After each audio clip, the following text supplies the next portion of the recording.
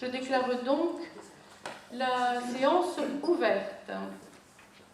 Je vais désigner un secrétaire de séance. Je vous propose de désigner Thierry Annette, secrétaire de séance.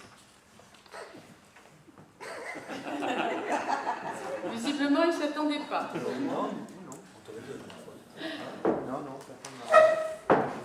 Je soumets tout d'abord, avant d'aborder l'ordre du jour proprement dit, à votre approbation le compte-rendu du dernier conseil municipal. Pas d'opposition, pas d'abstention. Il est adopté à l'unanimité. Je vous remercie. Nous allons passer à l'ordre du jour. Excusez-moi, Madame la maire. Pardon? Oui. Nous avons des propos sur le compte-rendu. Oui. Pardon? Sur le compte-rendu, nous voudrions amender le compte-rendu. Enfin, le procès-verbal. Amender le compte-rendu? Oui. Ah, donc, vous revenez sur le vote, alors? Vous m'avez pris de court. Alors, j'annule le vote. Je vous Merci. écoute. Voilà. Donc, nous nous étonnons, malgré nos demandes, que le maire responsable de sa rédaction n'a pas affiché en mairie sur le site de la commune le compte-rendu du dernier conseil municipal dans les délais impartis. Nous rappelons que le Code général des collectivités territoriales impose un affichage du compte-rendu de la séance du conseil municipal dans un délai d'une semaine. C'est l'article L21-25 du Code général des collectivités territoriales. Cet affichage destiné au public constitue une formalité de publicité nécessaire au déclenchement des délais de recours contentieux à l'encontre des délibérations. Le compte-rendu peut être beaucoup plus succinct que le texte que nous avions ici, qui s'apparente plus à un procès-verbal de séance.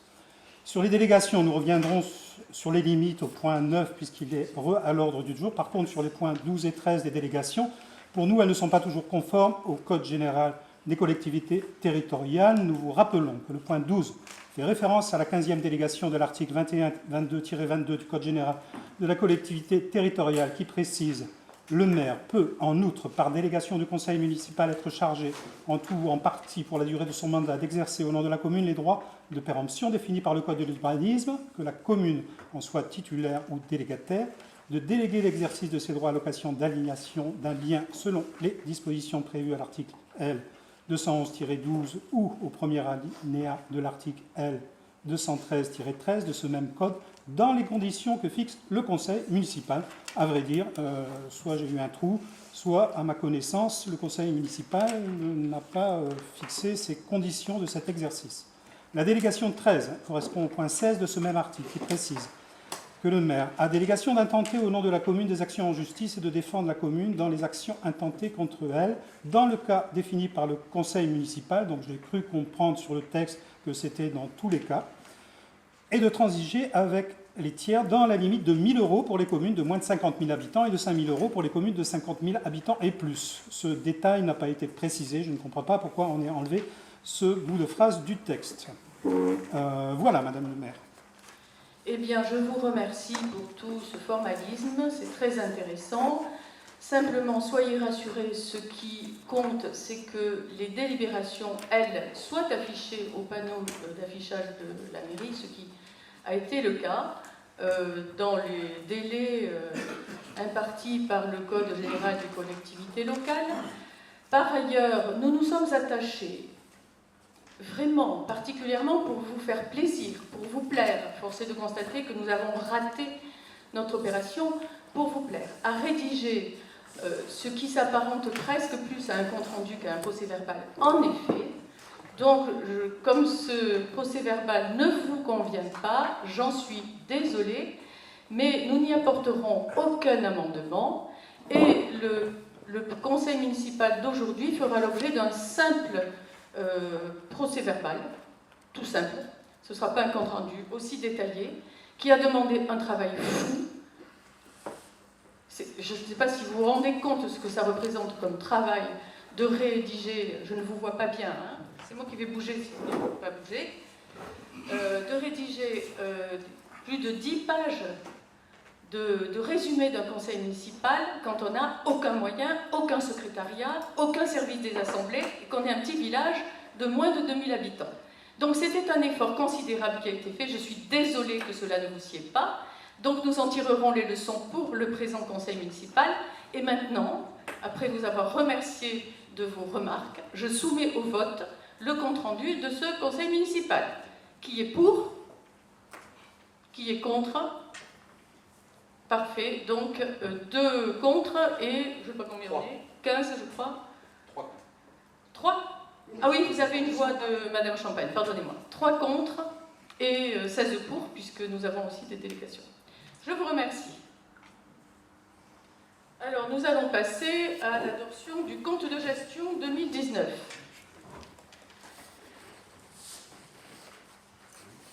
Oui.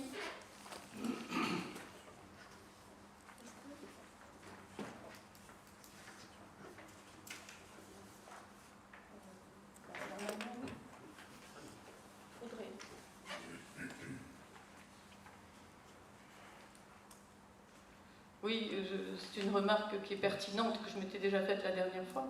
Alors avant de commencer, puisqu'on est dans le formalisme le plus strict, Monsieur Glorieux, vous faites une captation vidéo de cette séance et des séances du conseil municipal, c'est très bien, mais vous ne figurez pas sur la captation vidéo. Ce qui fait que quand vous prenez la parole, c'est une voix off, j'imagine, que l'on entend, qui interpelle le maire, et le maire répond à un inconnu invisible. Donc si vous voulez être parfaitement dans les clous, je vous conseille de faire une captation vidéo avec une vue complète sur tous les élus du conseil municipal. Il faudrait 2 caméras. Ah mais faites ce que vous voulez, c'est votre problème. Hein, mais vous, vous devez siéger comme conseiller municipal aussi. Hein, voilà. Ok? Merci. Alors je vais donc, si je peux, présenter le compte de gestion 2019. Le compte de gestion constitue, je le rappelle, surtout pour les nouveaux élus, constitue la restitution en fin d'année budgétaire des comptes du comptable public à son ordonnateur, c'est-à-dire le maire. Précisons particulièrement à vous, les nouveaux élus qui découvrez la comptabilité publique, parce que ça n'est pas si simple, c'est assez complexe comme exercice, que cette restitution des comptes est liée à la règle selon laquelle c'est légalement le comptable public qui, tout au long de l'exercice budgétaire, encaisse les recettes et émet les paiements pour le compte de la commune, et qui, à cette occasion, exerce un contrôle tout au long de l'année sur la régularité des dépenses émises et des recettes encaissées. Il s'agit bien entendu d'un contrôle réglementaire, et non pas bien sûr d'un contrôle d'opportunité. C'est donc une obligation réglementaire pour la commune de présenter le compte de gestion du comptable à l'appui du compte administratif qui suivra cette délibération. Ainsi, premièrement, nous ne pouvons délibérer sur le compte administratif tout à l'heure sans disposer au préalable des comptes du comptable public. Deuxièmement, son compte de gestion doit être approuvé avant le compte administratif. Troisièmement, les écritures du compte de gestion et du compte administratif doivent être rigoureusement les mêmes. Quatrièmement, enfin, le compte de gestion doit être obligatoirement joint au compte administratif pour l'exercice du contrôle de légalité budgétaire. L'égalité, c'est en un seul mot, la légalité. En ce qui concerne le compte de gestion 2019, établi par notre comptable, vous aurez constaté, en examinant les documents qui vous ont été transmis, que le résultat budgétaire présenté à la page 22 de l'extrait du compte de gestion est conforme au résultat des pages 6 et 7 du compte administratif, et qu'il en va de même pour l'état de consommation des crédits article par article, puisque vous avez tous les détails dans vos dossiers. Cela prouve que l'ensemble des dépenses et recettes de l'exercice 2019 de la commune a bien été considéré comme régulier et pris en compte par le comptable dans sa comptabilité. Il vous est donc proposé d'adopter le compte de gestion 2019 élaboré par M. Jérôme Ituria, trésorier de l'ESCAR, en charge de la comptabilité de la commune de Mazères-le-Zon. Je passe au vote. Y a-t-il des oppositions? Des abstentions?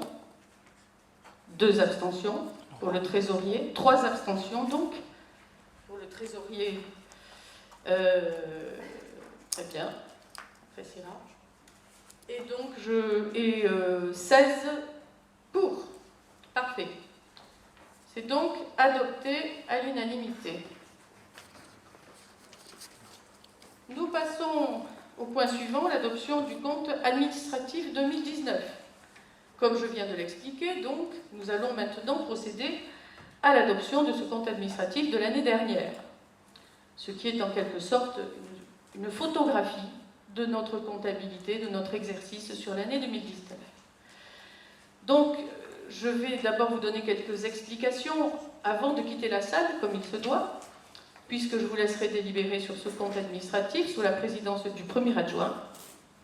Et auparavant, je vais vous faire un résumé de la gestion 2019 qui est détaillé dans le document budgétaire que vous avez tous entre les mains, en annexe du projet de délibération, et qui a été examiné dans le détail en commission des finances. L'année 2019 a été marquée par un changement structurel du budget, changement lié aux différents transferts de compétences qui ont eu lieu dans un sens ou dans l'autre, de la commune vers la communauté d'agglomération ou de la communauté d'agglomération vers la commune. Par exemple, le transfert de la crèche à l'agglo, la récupération par la commune de la compétence fabrication des repas de la cantine, ce qui rend difficile, exceptionnellement cette année, la comparaison habituellement faite avec les exercices précédents. En ce qui concerne les dépenses de fonctionnement, avec 1 155 398 €, elles ont été réalisées à hauteur de 93% des prévisions, ce qui est très correct et dénote une prévision plutôt sincère de nos dépenses en début d'année. Les faits les plus marquants de l'exécution budgétaire sont les suivants. On remarque la confirmation des économies réalisées par la commune depuis plusieurs années en matière énergétique, liées aux investissements réalisés depuis des années maintenant pour réduire la consommation d'énergie. On remarque aussi la prise en compte des frais de fabrication des repas par la commune, de la cantine, les repas de la cantine par la commune au 1er janvier 2019. On remarque des dépenses supplémentaires qui étaient imprévues pour l'entretien des voies communales, qui ont subi les déviations de la RD 37 pendant les travaux d'enfouissement des réseaux, et déviation qui a reporté la circulation sur des rues adjacentes ou parallèles qui ont été fort abîmées et que nous avons souhaité réparer provisoirement, ce qui n'était pas prévu. Rue des Pyrénées, rue République et partout, pour faire court.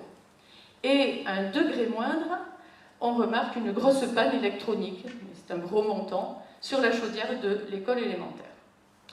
En ce qui concerne les recettes de fonctionnement, elles se sont élevées à la somme de 1 346 983 €, hors résultat antérieur qui avait été reporté de 991 939, soit une réalisation de 10% au-dessus des prévisions. Cette augmentation est liée à la perception par la commune de reliquats de financement de l'exercice 2018 concernant le fonctionnement de la crèche municipale avant son transfert.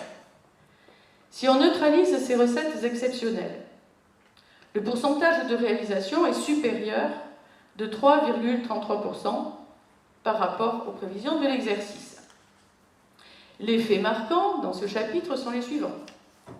La variation des bases d'imposition liée aux nouvelles constructions a permis une réalisation des recettes fiscales supérieure de 3% par rapport aux prévisions. Les recettes fiscales représentent aujourd'hui 52% des recettes de la commune.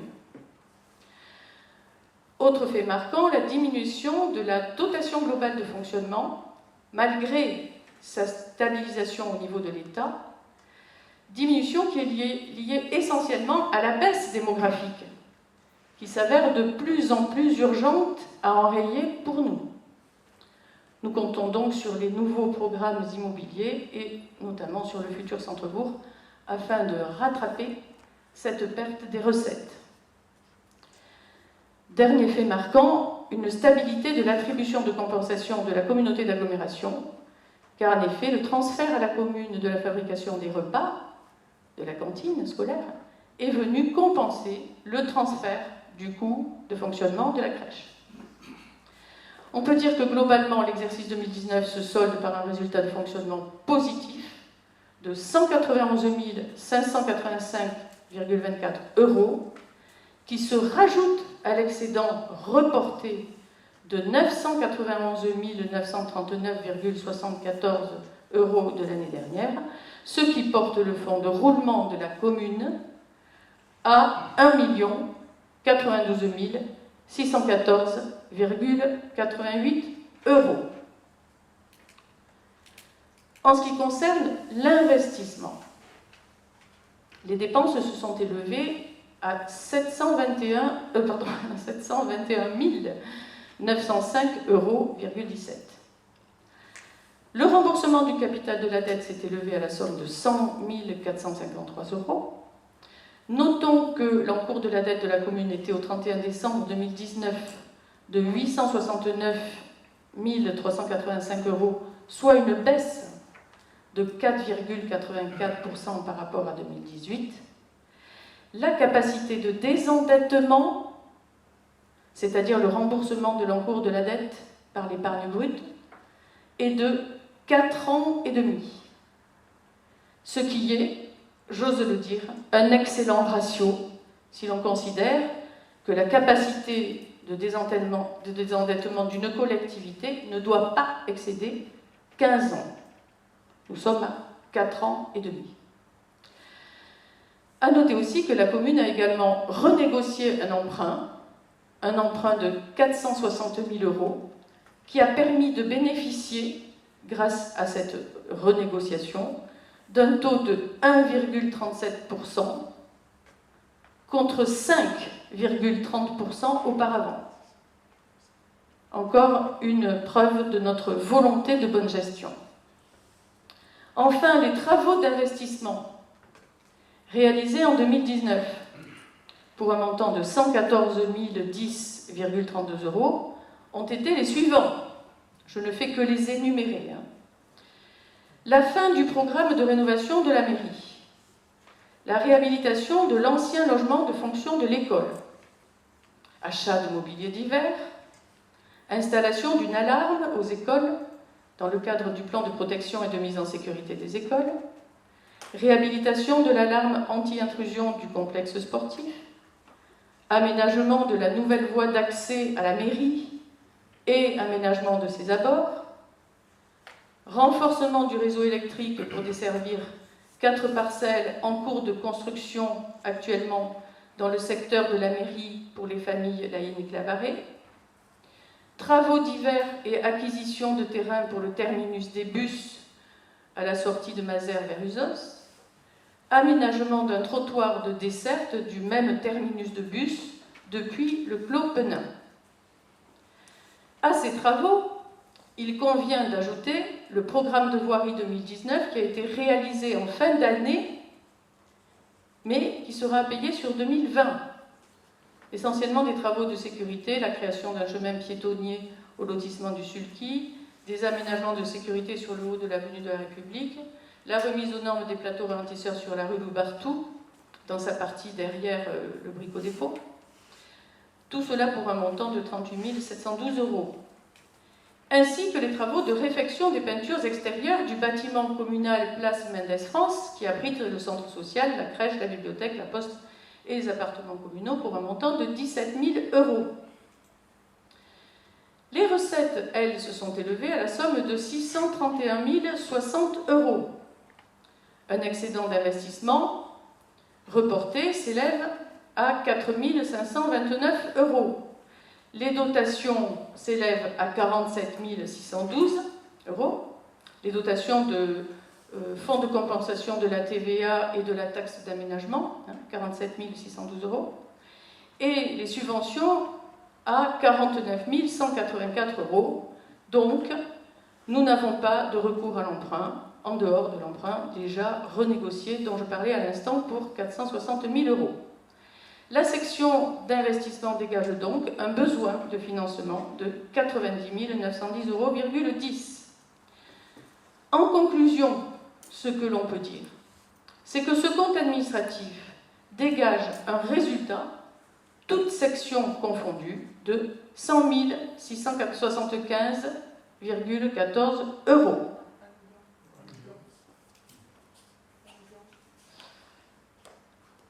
Pourquoi j'ai ça?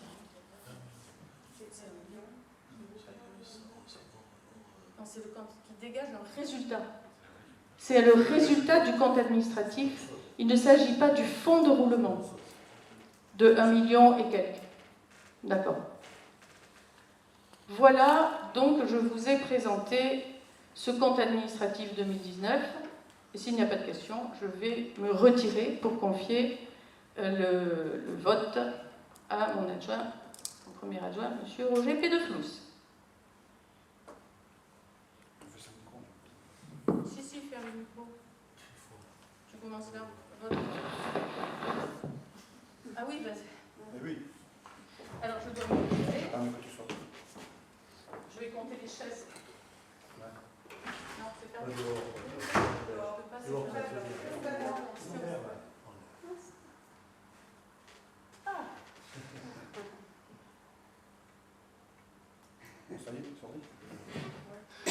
Bon, vu qu'elle est sortie, on va faire ce petit vote réglementaire, puisque Monique, Madame le maire, vous a présenté le compte administratif 2019, donc nous allons voter maintenant. Donc, je vais demander qui est contre, qui s'abstient, 3, et qui est pour, 16. C'est noté. C'est terminé. Bon, tu peux rappeler Madame le maire. Merci. Voilà aussi une procuration. Ah ben oui, il n'y a pas de maire. Ah, il n'y a pas de maire. C'est vrai qu'elle ne votait pas. T'as raison, pardon. Moi j'ai voté pour, hein. Non, t'as pas le droit de voter. Il y aurait une ambiguïté. Bien. Alors donc, je vous remercie. Enfin, j'ai pas eu le résultat d'ailleurs. 15 pour et 3 abstentions. Très bien. Merci beaucoup. Nous passons à la délibération suivante. Il s'agit de l'affectation des résultats 2019. Alors je viens d'en parler, ça va aller très vite. Le conseil municipal, considérant qu'il y a lieu de prévoir l'équilibre budgétaire, statuant sur l'affectation du résultat d'exploitation de l'exercice 2019, constatant que le compte administratif fait apparaître un excédent de fonctionnement de 191 585,24 €, un excédent reporté de 991 939,74 €, soit, oh là là, je ne veux pas me mélanger les lignes, soit un excédent de fonctionnement cumulé de 1 183 524,98 €, un déficit d'investissement de 90 910,10 €, pas de déficit des restes à réaliser, soit un besoin de financement de 90 910,10 €, décide d'affecter le résultat d'exploitation de l'exercice 2019 comme suit.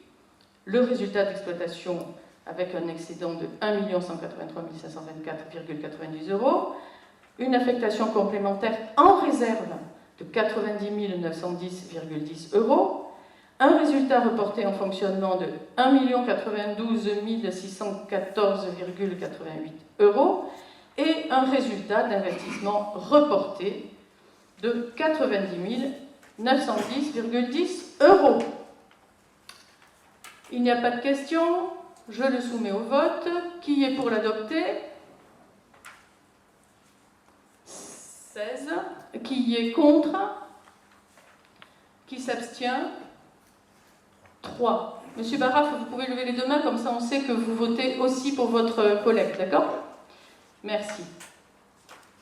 Pour la délibération suivante, je vais me faire relayer par Bruno Vermès, délégué en charge des finances, pour lui laisser présenter la fixation du taux des impôts locaux pour l'année 2020. Projet de délibération sur la fixation des taux des impôts locaux pour l'année 2020.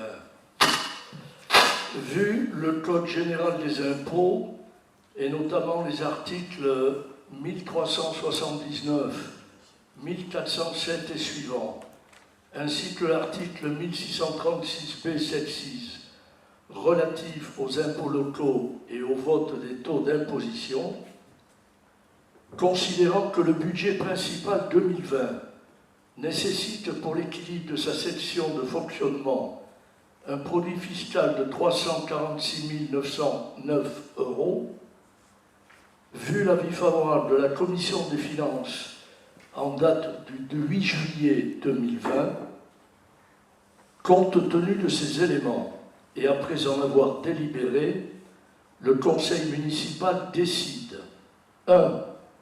De ne pas augmenter les taux d'imposition pour l'exercice 2020 et de reconduire les taux déjà adoptés en 2018 et 2019, soit pour la taxe foncière sur les propriétés bâties, un taux de 13,55%, pour la taxe foncière sur les propriétés non bâties, un taux de 49,70%. Ces taux s'appliquent sur la base d'imposition déterminée par les services fiscaux de l'État en fonction du bien immobilier.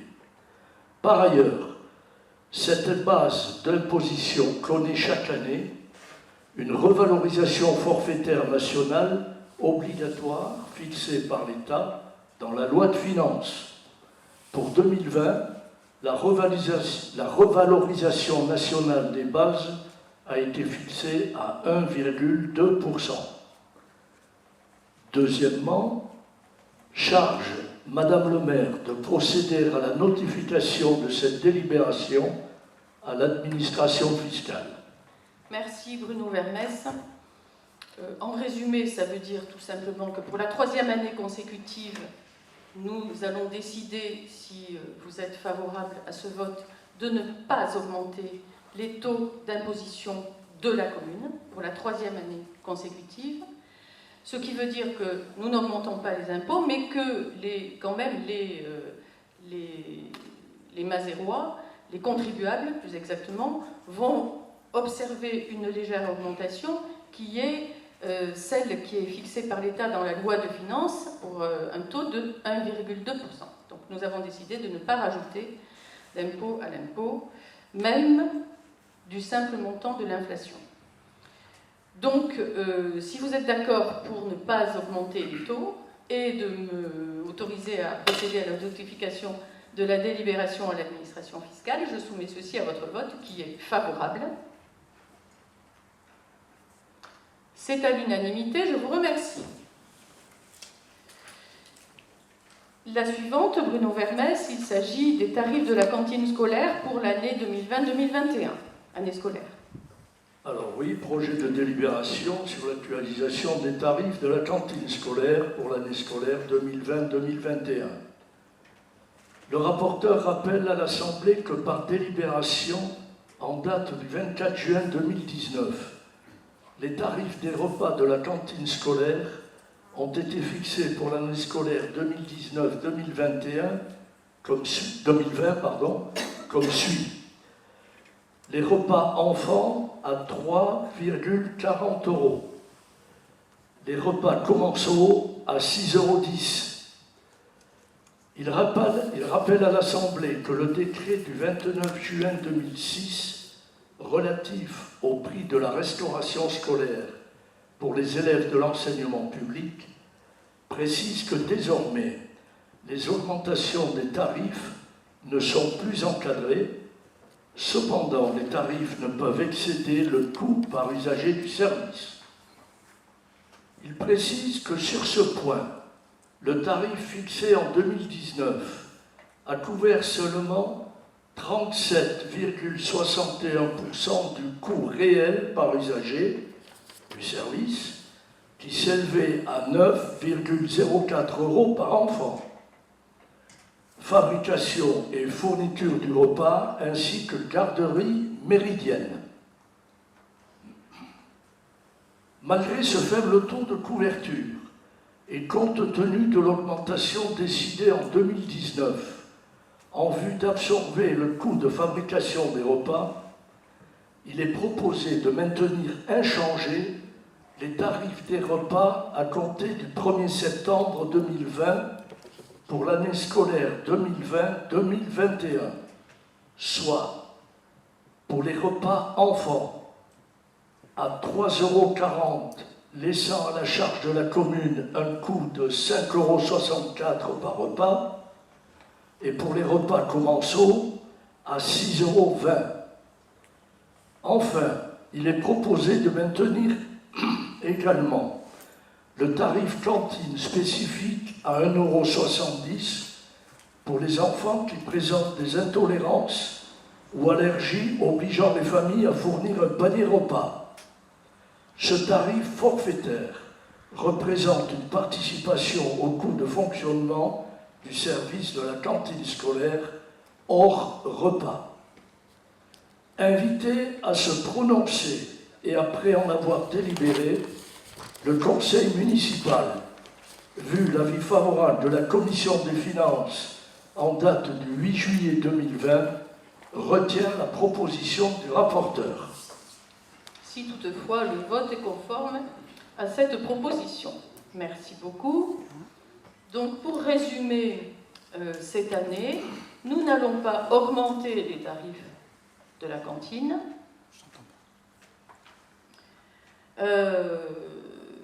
Et nous conservons le même tarif par repas, ce qui représente une subvention par la commune de 63% par repas, puisque ce qui n'est pas payé par les familles est payé par la commune. Donc ça revient à dire cela. Mais je vous propose de maintenir inchangés ces tarifs de repas après en avoir délibéré en commission des finances. Donc je souhaite savoir qui est d'accord pour maintenir ces tarifs, qui est pour, qui est contre. Ah oui, pardon, j'aurais pu vous laisser poser des questions d'abord. Alors je retire le vote. Allez-y, je vous écoute. Est-ce qu'on pourrait envisager une tarification en fonction du quotient familial sur ces prestations? Alors c'est une question de commission des finances, mais pas de conseil municipal. Je regrette. Et la réponse, c'est pareil? Ah ben je n'ai pas la réponse comme ça. Non, mais... Je ne peux pas décider, moi, comme ça, toute seule, oui ou non, pour une tarification. Je ne dis pas décider oui ou non. Je dis, aujourd'hui, la commune abonde énormément, mais c'est, enfin, 63%, c'est un choix. Sur le reste à charge. C'est un choix de la commune. C'est plutôt un choix d'avoir 63% pour tout le monde, plutôt que de faire un tarif échelonné selon le quotient familial. Est-ce que ça a été déjà abordé ou pas? C'est pour savoir si, non. Si cette position non. est... Cette position n'a pas été abordée. Okay. C'est un tarif unique, comme dans beaucoup de communes. Voilà. Et est-ce que ça pourrait... Comment on peut faire pour le porter à la commission? Eh bien, nous en discuterons en commission des finances. Est-ce qu'il nous faut... oui, ce sera... À partir de ma question, ce sera reporté ou est-ce qu'il faut vous faire un... Eh bien, considérons que nous mettrons ce point à l'ordre du jour d'une prochaine commission des finances. Okay. Ça vous va? Ouais. Très bien. Alors, je soumets au vote qui est pour l'adoption de cette délibération. 16, je crois. Qui est contre et qui s'abstient? 2. Oui, 3. 3 s'abstiennent. Vous eussiez préféré que nous augmentassions le prix du repas? Non, je plaisante. J'aimerais voilà. connaître la position du conseil municipal sur... Un petit sourire ne nuit pas. Bien, alors nous passons à la suivante. Et Bruno Vermès va reprendre son micro pour nous présenter l'actualisation des tarifs de la garderie périscolaire pour l'année scolaire 2020-2021, qui sont aussi uniformes, quel que soit le quotient familial, je m'empresse de le dire à l'avance, et qui vont subir une augmentation infime puisque ça va augmenter les tarifs de 1 ou 2 centimes d'euros. Je vous écoute. Projet de délibération sur l'actualisation des tarifs de la garderie périscolaire pour l'année scolaire 2020-2021. Le rapporteur rappelle à l'Assemblée que par délibération en date du 24 juin 2019, elle a fixé les tarifs de la garderie scolaire pour l'année 2019-2020 comme suit. Pour le premier enfant, garderie du matin sur 5 jours, 9,10 € par mois. La garderie du soir, plus celle du mercredi midi, 14,50 € par mois. Deuxième enfant, 7,70 € par mois pour la garderie du matin, et pour la garderie du soir et celle du mercredi midi, 10,55 € par mois. À partir du troisième enfant, pour la garderie du matin, 5 jours, c'est gratuit. Pour la garderie du soir et le mercredi midi, également gratuit. Garderie à la carte, pour le matin, sur les 5 jours, 3,20 € par jour. Pour la garderie du soir et celle du mercredi midi, 4,10 € par jour. Le rapporteur invite le conseil municipal à adopter les nouveaux tarifs pour l'année scolaire 2020-2021 en prenant en compte le coût de l'inflation pour l'année 2019, soit 1,1%, ainsi que l'arrondissement des montants aux 5 centimes les plus proches afin de faciliter le paiement des usagers en numéraire, soit pour le premier enfant, garderie du matin, 9,20 € par mois. Pour la garderie du soir, 14,65 € par mois. Pour le deuxième enfant, garderie du matin, 7,75 € par mois. Pour la garderie du soir, 10,65 € par mois. À partir du troisième enfant, gratuité pour la garderie du matin, également gratuité pour la garderie du soir. Garderie à la carte, 3,25 € par jour pour la garderie du matin et 4,10 € par jour pour la garderie du soir. Invité à se prononcer et après en avoir délibéré, le conseil municipal, vu l'avis favorable de la commission des finances en date du 8 juillet 2020, retient les nouveaux tarifs proposés par le rapporteur à compter du 1er septembre 2020 pour la durée de l'année scolaire 2020-2021. Merci Bruno Vermès. Donc, vu l'avis favorable de la commission des finances, tout comme pour la précédente délibération d'ailleurs, où la question des tarifs différenciés selon le quotient familial n'avait pas du tout été abordée un instant. Donc, vu l'avis favorable de cette commission des finances, je soumets cette délibération à votre vote. Qui est contre? Qui s'abstient? 3. Et tous les autres sont pour? Non? Ah oui, pardon. Non. Qu'est-ce qu'il dit, Pachi? Pour. Qui est pour? Voilà. Qui est pour? C'est mieux en le disant. Merci beaucoup. 16 pour. Je vous remercie et nous allons passer à la suivante délibération qui est... Pardon? Oui, juste une question. Est-ce que, comme pour la cantine, on saurait estimer le coût à la commune par rapport à ce qui est facturé aux parents? Dans la cantine, on a Le coût de quoi? le coût de la garderie. De la garderie, le coût réel de la garderie? Oui, voilà. Ah, non, je crois qu'il vaut mieux pas. On saurait pas. Je crois qu'il vaut mieux pas le savoir. Sinon, on la supprimerait. C'est un service. Oui, Un service municipal, c'est un choix. un choix politique que c'est vraiment une petite participation des parents au coût réel de la garderie. Voilà, donc ce sont, vous vous rendez compte, les tarifs Mais je qui trouve sont intéressant proposés, la démarche sur le prix des repas. 9,20 € par mois. Ouais, c'est- Bon, mais c'est une participation des familles à ce service pour elles, pour les familles. Donc, bon, vous voulez qu'on calcule combien ça coûterait vraiment? Franchement, on a du boulot par-dessus la tête, on va pas faire ça, ça servira à rien. Hein? C'est pour ça qu'ils demandent si on pourrait avoir une idée, si on peut pas. Non, bon, un jour, quand on aura le temps, qu'on n'aura rien à faire, on calculera. Non, mais vous savez combien il y a de personnes qui sont dans les services de la mairie de Mazères-le-Zon pour travailler à tout ça? Voilà, la totalité des services est là. Alors moi, je suis juste en train de dire que je trouvais que justement le travail fait sur les repas était très intéressant. Si on pouvait l'avoir sur la cantine, je trouve, sur la garderie, ça serait intéressant. Je suis bien conscient qu'on ne peut pas. C'est beaucoup plus facile sur le coût du repas que sur le coût de la garderie. Voilà, mais.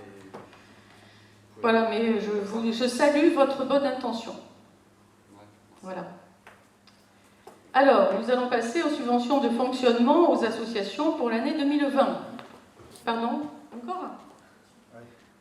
Oui, Pachi Elissetch qui veut... Pour ce projet, je souhaite ne pas faire part, Voilà. ne pas participer au vote. Ne pas prendre part au vote, voilà, comme je le savais. Donc, c'est annoncé. Je voulais donner la parole à Michel Bille. Merci. Donc, projet de délibération 29-2020, subvention de fonctionnement aux associations pour l'année 2020. Alors, l'article L 2311-7 du Code général des collectivités territoriales dispose que l'attribution des subventions donne lieu à une délibération distincte du vote du budget. De plus, dès lors que la subvention dépasse 23 000 €, elle doit être assortie de conditions d'octroi et nécessite une convention définissant les modalités juridiques et financières d'utilisation et de versement de la participation publique. Il est donc proposé pour l'exercice 2020, et conformément aux propositions de la Commission des finances en date du 8 juillet 2020, l'attribution des subventions tenant compte de l'absence d'activité des associations durant toute la période de l'état d'urgence sanitaire liée à la pandémie de la Covid-19, soit pour les associations communales. Alors, l'association des parents d'élèves, subvention de 600 €. L'Union sportive de Mazères, donc l'USM, c'est le baptême pour ceux qui, 6 400 €. L'ASMUR, 7 500 €. Le centre social, 32 800 €. Le Vélo Club Mazérois, 250 €. L'association du Trail des Costalats, 300 €. A noter que le comité des fêtes a, pour sa part, décidé de ne pas solliciter de subventions cette année. Les associations extracommunales, comme la FNACA, 200 €, et la section des jeunes pompiers de Pau, 50 €, soit un montant total de subvention de 48 100 €. Il est toutefois proposé à l'Assemblée de budgéter malgré tout un montant de crédit de 65 000 €, donc au lieu de 48 100, afin de pouvoir étudier en fin d'année, en cas de demande et au cas par cas, la situation financière de chaque association et de pouvoir réajuster le montant de la subvention si nécessaire. Il est enfin proposé de ne pas donner suite aux demandes qui ont été faites des associations suivantes: SOS Amitié Pau, Prévention routière, Secours catholique, Secours populaire français, SOS Amitié Pau, l'AFCEP, les Médecins du Monde, l'ADELPHA 64, Béarn Addiction, Secours catholique, Jeunes pompiers d'Arthez de Béarn, l'Association française des sclérosés en plaques, le Béarn et Béarn-Ado-Pyrénées. Invité à se prononcer et après en avoir délibéré, le conseil municipal retient les propositions de subvention présentées par le rapporteur, précise que les crédits nécessaires seront inscrits au compte 65-74 du budget primitif 2020 et autorise Madame le maire à signer la convention à intervenir avec le centre social, puisque ça dépassait la somme. Voilà. Merci Ça sera beaucoup, tout. Michel Bille. Merci, oui. Bon, on ne va pas épiloguer sur cette année absolument exceptionnelle, qui est une année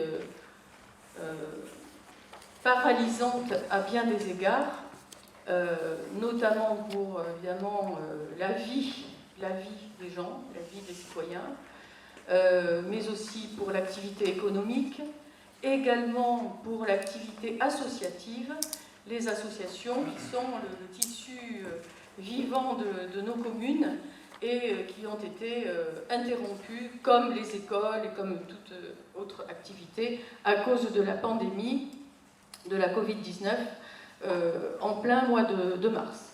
Donc, ainsi que cela a été évoqué et délibéré en commission des finances, nous proposons cette année, exceptionnellement, de revoir à la baisse provisoire les montants qui sont habituellement octroyés aux associations communales en raison de leur arrêt complet, total. Et comme l'a dit Michel Bille, nous nous engageons, bien entendu, en votant ceci, non seulement à voter l'enveloppe globale elle-même, même si on ne donne pas tout de suite la totalité de ce qu'on aurait pu leur octroyer, mais aussi à, nous nous engageons à une forme de clause de revoyure, comme l'on dit dans les contrats. En fin d'année, nous avons dit dans la délibération, je propose même que ce soit même un peu plus tôt, s'il s'avérait qu'une reprise tambour battant dès la rentrée de septembre pour certaines associations les amène à consommer beaucoup plus de leur crédit pour leur activité. On n'a pas besoin d'attendre Noël pour se revoir, on peut se revoir à la Toussaint. Mais on regardera au cas par cas avec les comptes, les budgets de chaque association pour voir si on ajuste, si on adapte le montant qui va leur être octroyé maintenant, au mois de juillet, et je le répète, tout en réservant une possibilité de rallonger la subvention d'ici la fin de l'année. Qui veut s'exprimer sur cette délibération? Oui, Madame le maire, chers collègues, je voulais savoir pourquoi les montants demandés n'apparaissaient pas, alors qu'ils apparaissaient en commission, par les associations. Vous les avez eus en commission? Oui, mais pourquoi ils n'apparaissent pas ici pour les autres collègues? Parce que la délibération délibère des montants octroyés. Et pas de leur montant demandé. Ce n'est pas une information intéressante, je pense, pour le bon. Écoutez, on fait comme ça, toujours, d'habitude. Voilà. Je pose la question. Voilà.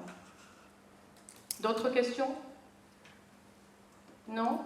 Eh bien, écoutez, alors je le soumets au vote.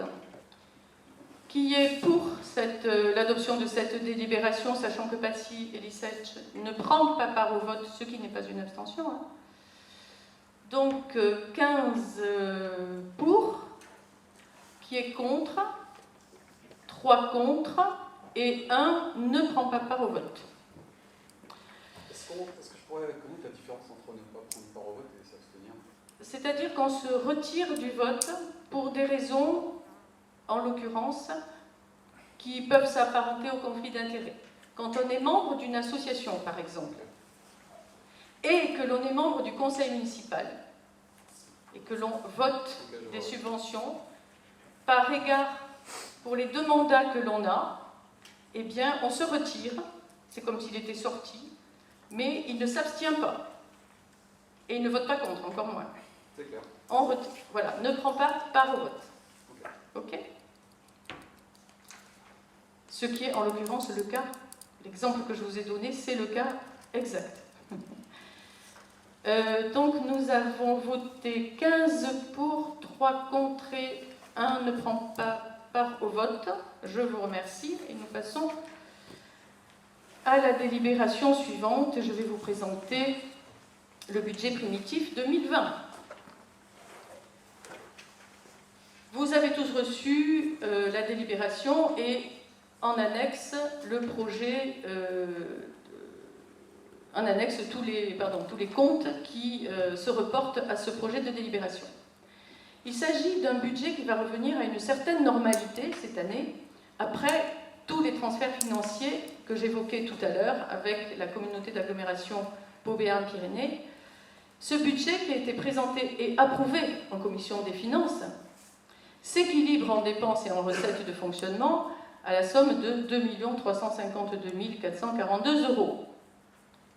En ce qui concerne les dépenses de fonctionnement, les éléments particuliers pris en compte pour son élaboration au-delà du fonctionnement habituel des services, au-delà des habitudes, sont les suivants. La prise en compte du coût du service de la police municipale intercommunale que nous avons vu passer sous nos fenêtres il y a quelques minutes et que nous saluons. La prise en compte du coût pour la moitié de l'année 2019. La prise en compte de la loi Engagement et Proximité de décembre 2019 sur le statut de l'élu et la revalorisation du régime indemnitaire. La prise en compte des frais de formation des nouveaux élus. La prise en compte de la première tranche de la subvention versée à Habitelem pour la construction de 12 logements sociaux rue Gaston Phébus, subvention qui fera l'objet d'un amortissement sur 20 ans, donc assez indolore dans les budgets des prochaines années. Prise en compte enfin du remboursement des frais de portage à l'EPFL Béarn-Pyrénées, l'établissement public foncier local Béarn-Pyrénées. En ce qui concerne les recettes de fonctionnement, les particularités que l'on peut souligner sont les suivantes. Ce projet de budget a été établi, nous venons de le voir et de le voter, sans augmentation du taux des impôts locaux, qui restent les mêmes que les taux de 2018 et 2019. Il faut le souligner. Soulignons également que pour la première fois cette année, dans le cadre de la réforme de la taxe d'habitation, la commune ne vote plus le taux afférent à cet impôt qui sera intégralement compensé par l'État. Mais nous ne décidons plus du taux de cette taxe. La progression correspondant à l'augmentation des bases est estimée pour cette année 2020 à 2%. Les bases qui sont fixées par l'État dans le cadre de la loi de finances. Je l'ai expliqué tout à l'heure. La forte diminution de la dotation globale aussi de fonctionnement, liée cette année encore en grande partie à la diminution de la population. Moins 4,97%, presque 5%.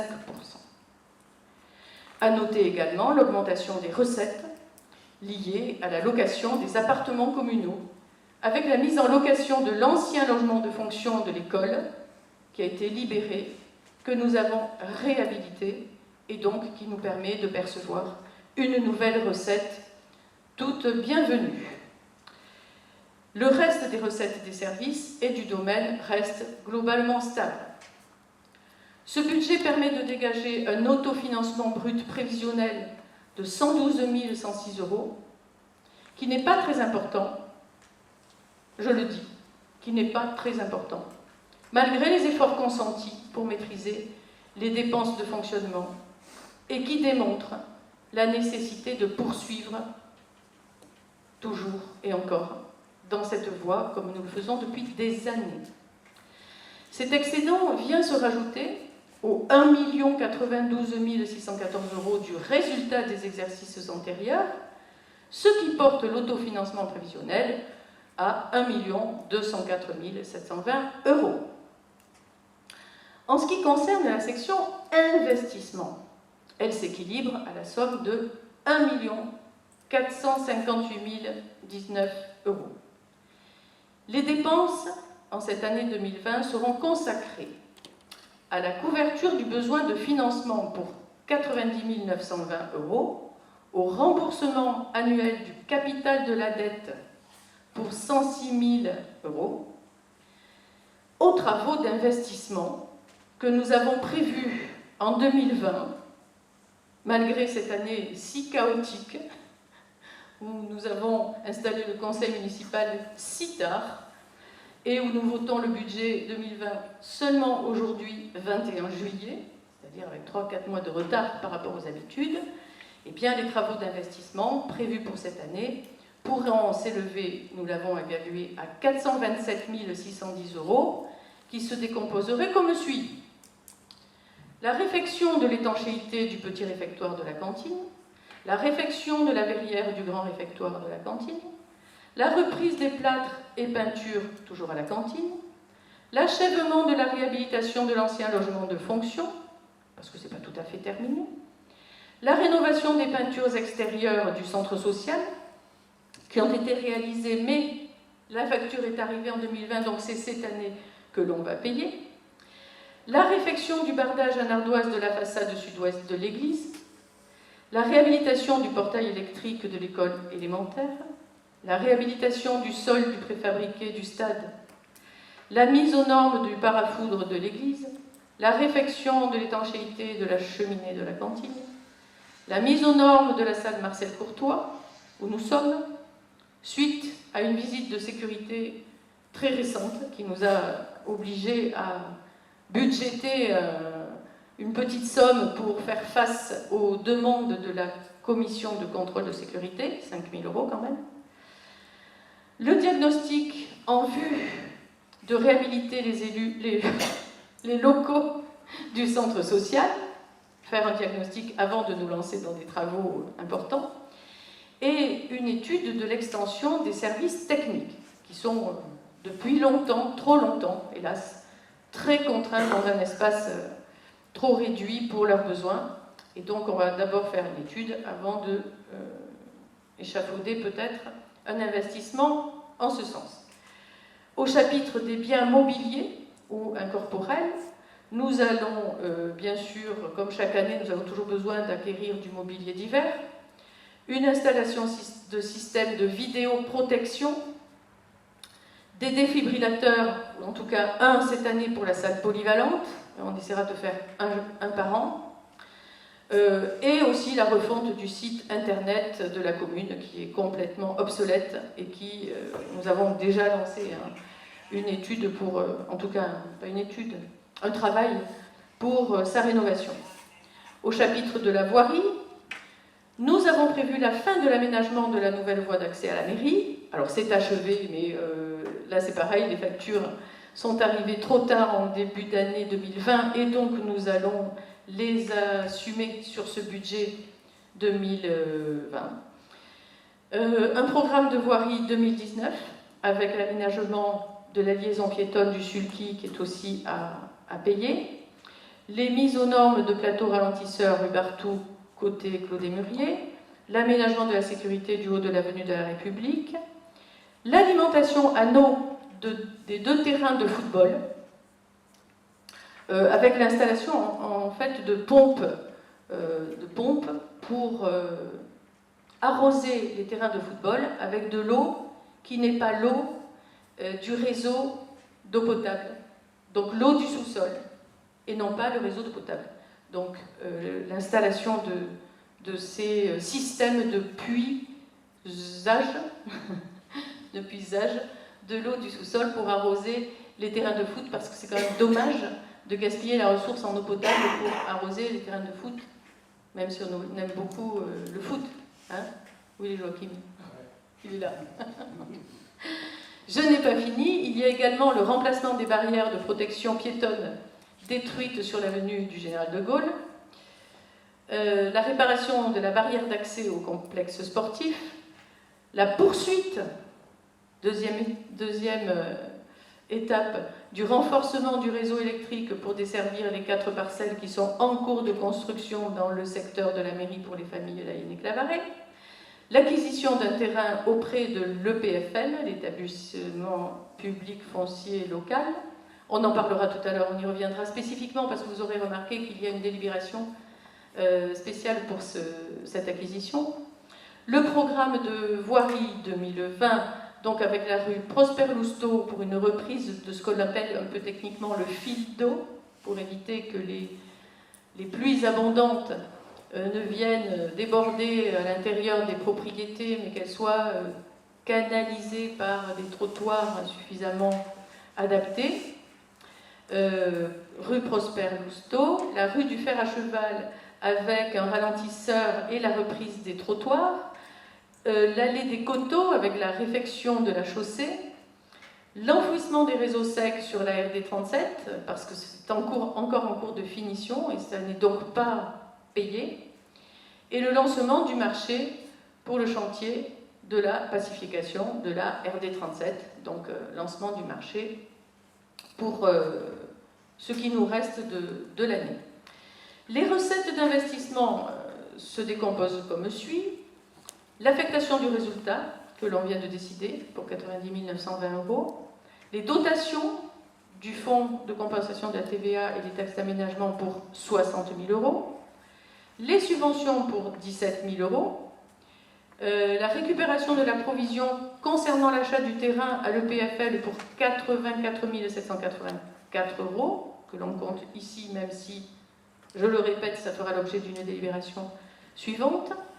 L'autofinancement des investissements sur le fonds de roulement pour le reliquat, ce qui veut dire que pour cette année 2020, nous allons réaliser les investissements que je vous ai énumérés à l'instant, sans aucun recours à l'emprunt. Voilà, donc je précise à ce stade-là que nous allons pouvoir passer au vote, mais que ce vote est global. Donc on ne reprend pas chapitre par chapitre, c'est comme ça, c'est le vote du budget primitif 2020. Il a été longuement détaillé en commission des finances. Vous avez par devers vous tous les documents comptables qui accompagnent la délibération. Je me suis efforcée d'en faire le résumé à vous présenter. Et donc je soumets au vote, s'il n'y a pas d'intervention ultime, Monsieur Glorieux. Une ultime intervention. Je comprends bien que le vote a été délibéré lors de la commission des finances, dont je fais partie.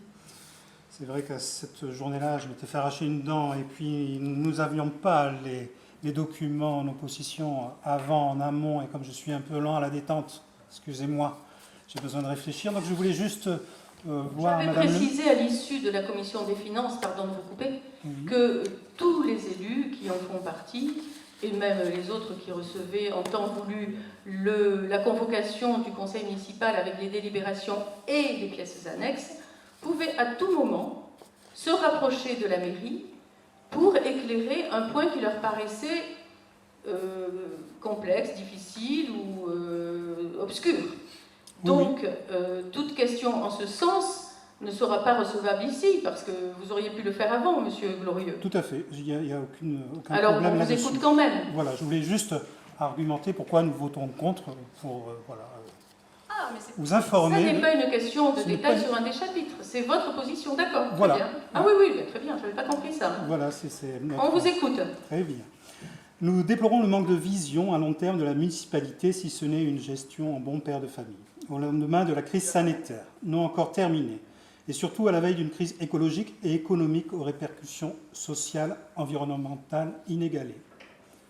Il nous paraît indispensable que les réflexions et les actes pour un territoire résilient, c'est-à-dire qui peut prendre acte de ces bouleversements et se réinventer, de s'engager vers une autonomie alimentaire, énergétique, d'initier des partenariats en intercommunalité pour ce faire, de favoriser l'intelligence collective et la participation active de ses concitoyens et ses concitoyennes. Les scientifiques se sont exprimés sur le sujet et depuis plus de 40 ans, nous avons dépassé les bornes et je cite Alain Rousset, un moment grave et tellement argumenté. Avec ce budget primitif, à l'aune de ces bouleversements, nous ne voyons aucun projet de vie, aucune vision pour que nos enfants puissent vivre harmonieusement. C'est pourtant bien au niveau des territoires, aussi petits soient-ils, que nous avons le choix de nos vies futures. Et pour citer un conseiller régional, si c'est au pied du mur qu'on voit la qualité du maçon, c'est au pied du budget qu'on voit la volonté du politique. Nous sommes contre les 15 000 € pour la vidéosurveillance. Pour atteindre à moindre coût, on pourrait mettre des caméras factices. Nous pensons qu'on peut faire encore plus d'énergie sur l'éclairage public en diminuant le temps d'éclairage ou en éclairant un lampadaire sur 2. Nous proposons la mise en place d'une aide à l'achat d'un vélo à assistance électrique, l'installation des abribus à chaque arrêt pour favoriser l'utilisation des transports en commun, le remboursement partiel des abonnements au service du bus. Voilà, Madame le maire, chers collègues.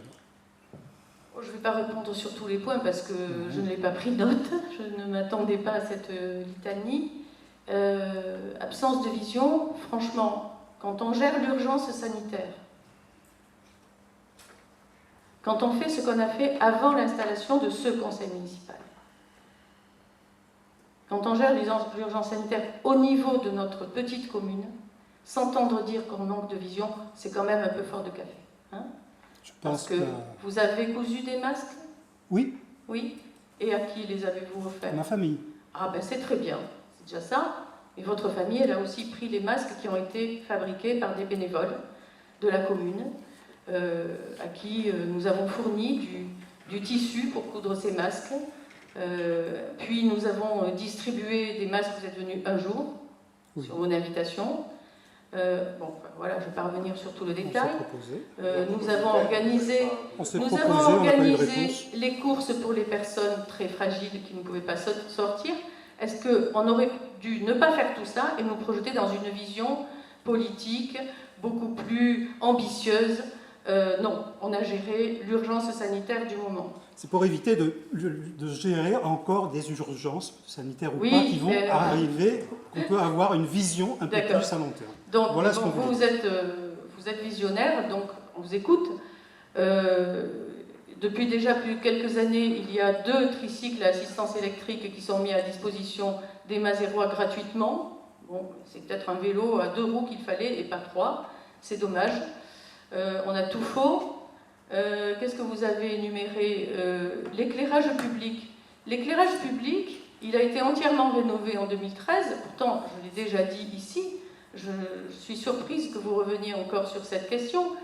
Il a été, la totalité du parc public a été rénovée, non seulement pour faire des réductions de la dépense énergétique, mais aussi dans un souci de pollution par la lumière, de pollution nocturne, et donc pour protéger les insectes, les oiseaux, de trop d'éclairage public, puisqu'il y avait avant des boules, les boules très consommatrices d'énergie, et qui en plus éclairaient le ciel, ce qui est une hérésie en termes de pollution nocturne.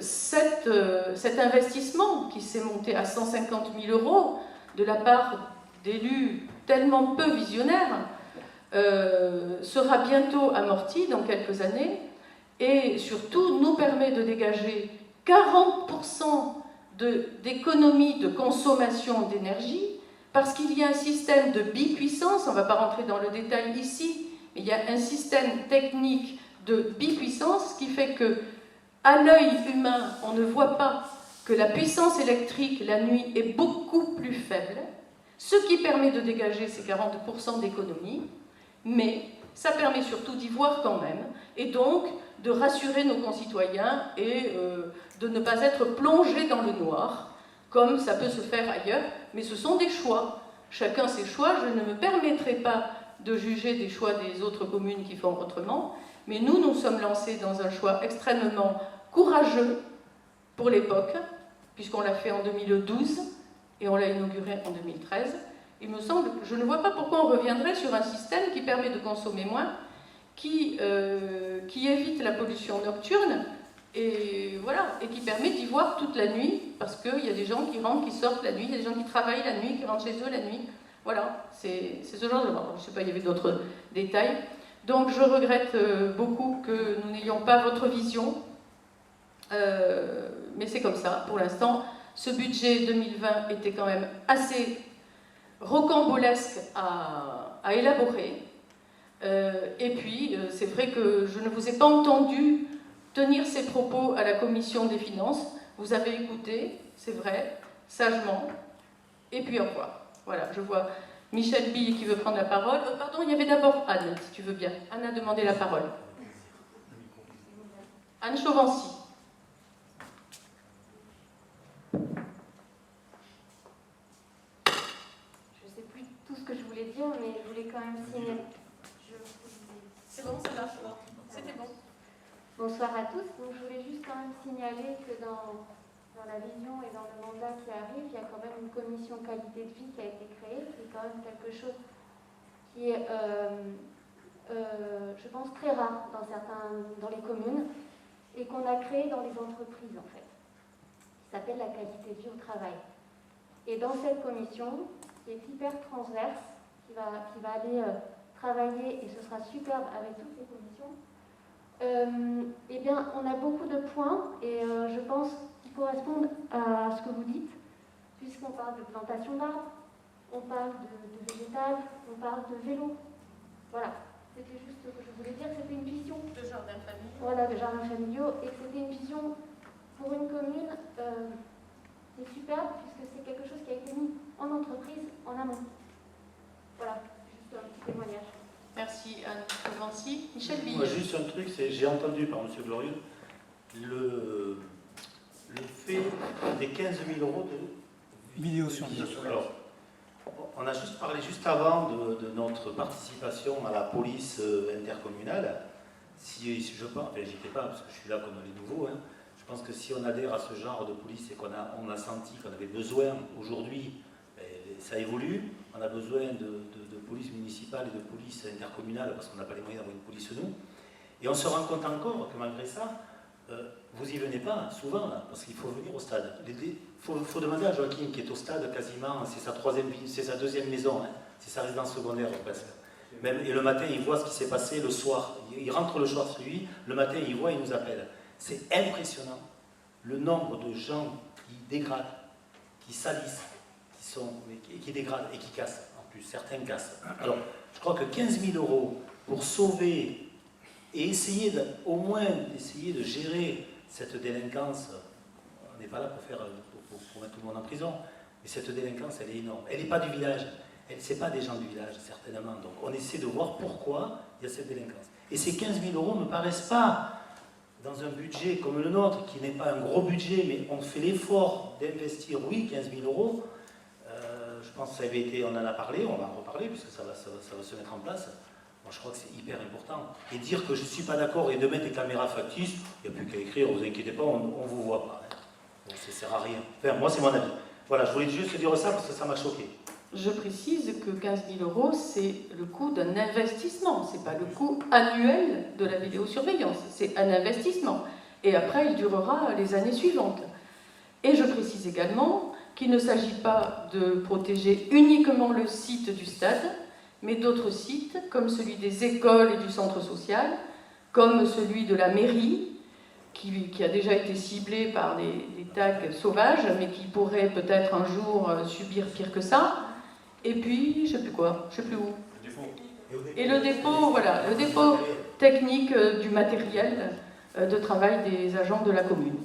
Voilà. Donc, c'est pas une hérésie non plus. Oui, Anne ? Il est où ce micro?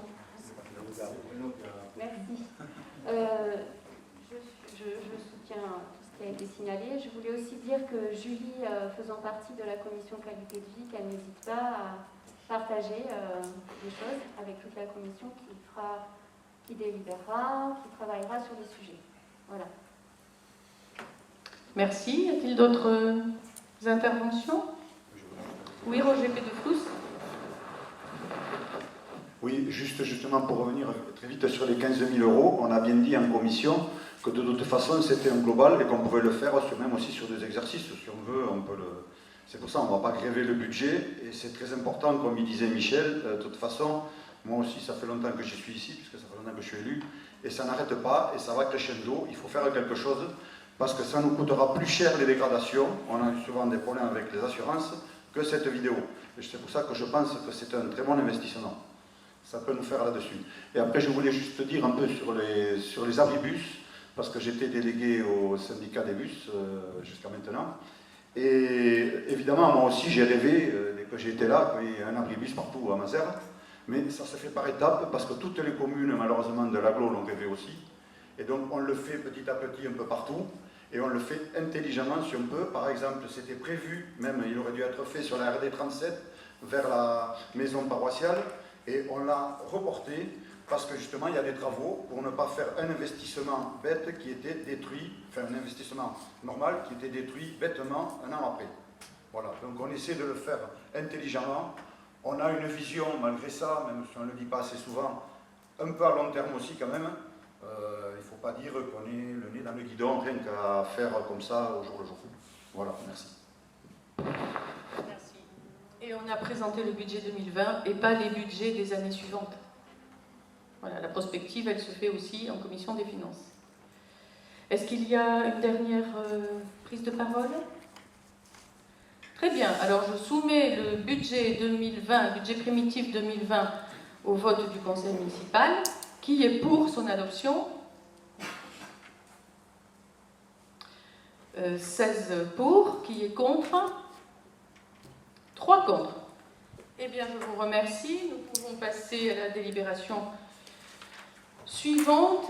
Alors, la suivante, c'est moi qui vais la présenter aussi.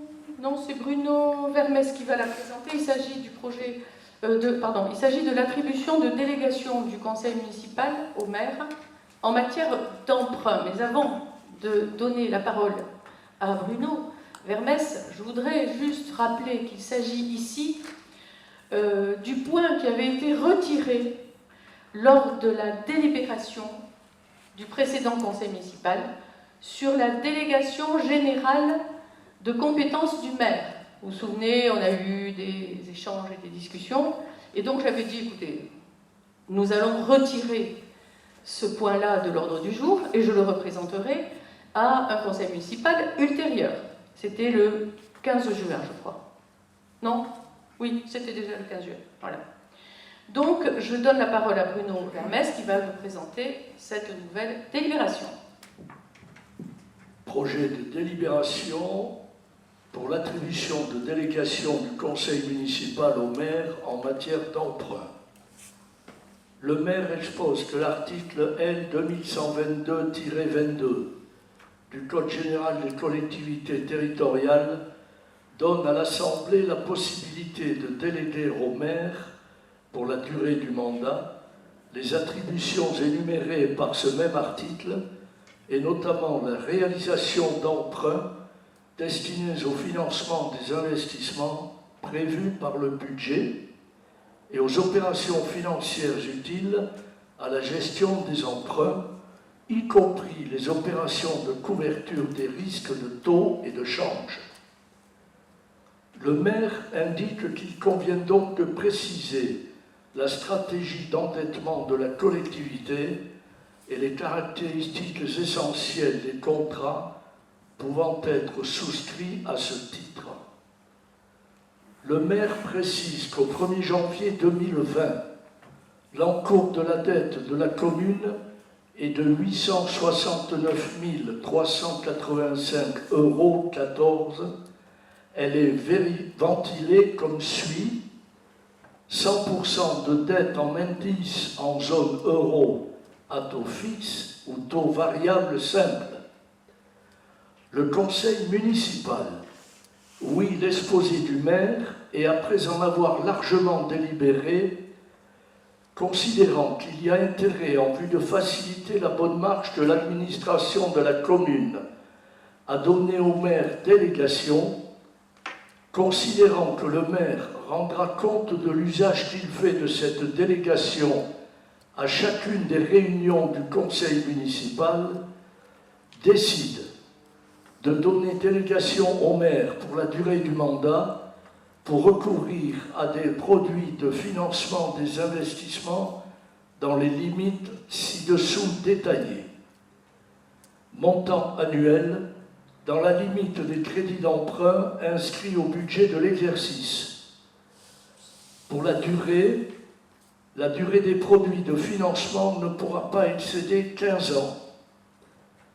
Pour l'amortissement, ce sera un amortissement constant du capital, échéance constante, amortissement in fine ou différé d'amortissement.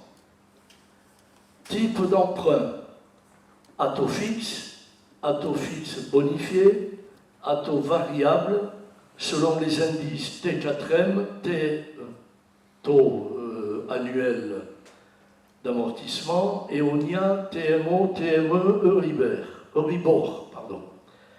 Possibilité de tirage échelonné dans le temps, de remboursements anticipés partiels ou total et ou de consolidation.